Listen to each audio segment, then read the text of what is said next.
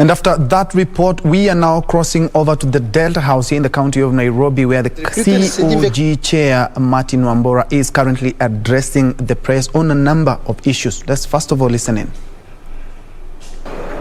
The region has been overtaken by the following 6 counties, which have reported the higher number of infections: Nairobi City, Mombasa City, Nakuru, Kiambu, Nyeri and Kilifi. Currently, the positivity rate is 15.4%. This is very high.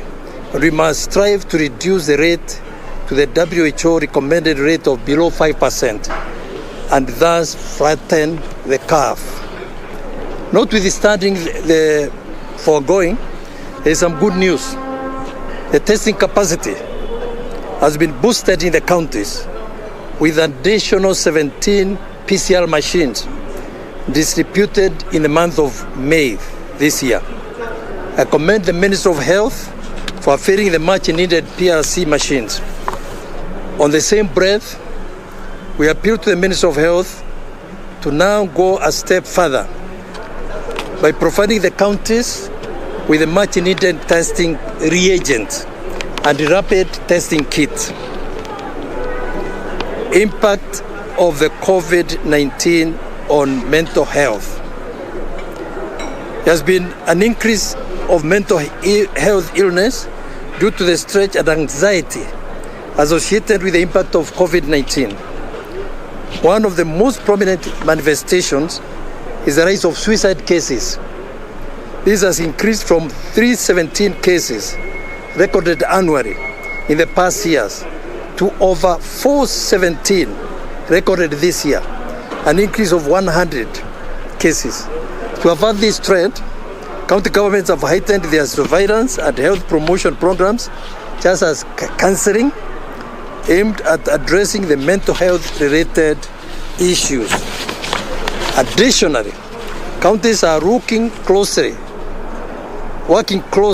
with community health frontiers to ensure the vulnerable groups access the necessary mental support where need arises.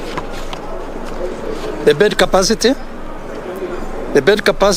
in the 3 counties during the last 3 weeks is as follows. 1, isolation bed is a total of 7,566 beds in isolation facilities. Currently, 1,287 beds are occupied, bringing the total number of available beds to 6,279. But of course, there has been an increase. ICU beds, cumulatively, there are 512 ICU beds in the 1 counties. Currently, 192 ICU beds are occupied, bringing the total number of available beds to 320. This therefore indicates that there is an increase of patients who require critical health care. HDU beds, cumulatively, there are 284 HDU beds in the facilities. Currently, 162 beds are occupied, bringing the total number of available beds to 122. This also indicates that the number of patients who require critical care has increased. Oxygen capacity. There has been a rise in the number of patients that require critical care, and demand for oxygen is therefore very, very high. To this end, the county governments are scaling up processes to avail oxygen, medical oxygen, especially at the level 5 and 4 hospitals. This is being done in collaboration with the Ministry of Health and our partners, mainly the World Bank, USAID, and Global Fund. Further, counties have embarked on short-term interventions, including procurement of additional gases and liquid oxygen to match the increased demand, extension of piped outlets, and repair of non-functional oxygen generation plants. These measures will be complemented with the installation of additional plants. We call upon the partners to continue working with the county governments to avail medical oxygen and infrastructure improvement in the health facilities. COVID-19 vaccination. As at 1st August 2021, a total of 1,062,413 vaccine doses have been administered, which account for 21.1% of phase 1 targeted population. Additionally, a total of 661,314 people received the second dose of the vaccine, which accounts to 62.2% of the total vaccinated in phase 1. The vaccination rollout is as follows. For the first dose, healthcare workers, 174,965. Security officers, 91,081. Teachers, 160,000. Above 58, 361,292. Others, 325,071. For the second dose of vaccine, healthcare workers, 115,540. Security officers, 52,081. Teachers, 95,918.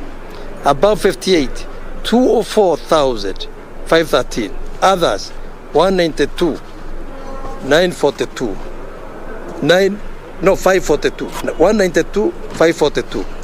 We are glad to note that there has been a higher uptake of the second vaccine dose by the targeted population. We urge the national government to fast-track procurement and delivery of COVID-19 vaccines, to scale up efforts so as to achieve the targeted vaccination coverage of 10 million. Home-based care. As at 1st August, there were 2,225 patients under home-based isolation care across the counties. In this regard, we urge all asymptomatic patients to continue working with the community health volunteers in the implementation of the home-based care guidelines. Non-COVID-19 pandemic issues, drought management, food and nutrition security in ASR counties continue to deteriorate, with arid areas severely affected due to the drought. The drought is expected to continue until February 2022. This, coupled with the impact of COVID-19, has threatened the livelihood of ASL populations. To address this issue, county governments are implementing social protection initiatives, which of Governors Chair Martin Wambora, they are giving some statistics on the COVID situation, and in a nutshell, the situation doesn't look good in the country. We are now at 15%, and the recommended by the WHO is around 5%. Looking at the available beds, we're talking about HDU beds, 122 in the counties, while ICU only 320 are currently available. Of course, there's some light at the end of the tunnel, as we have testing capacities improved to 17 new machines, which will help us to know the exact situation in the counties. We have our reporter on the ground on that report, who will bring us a much comprehensive report on the same. So all I can say is stay safe and observe all the COVID-19 protocols.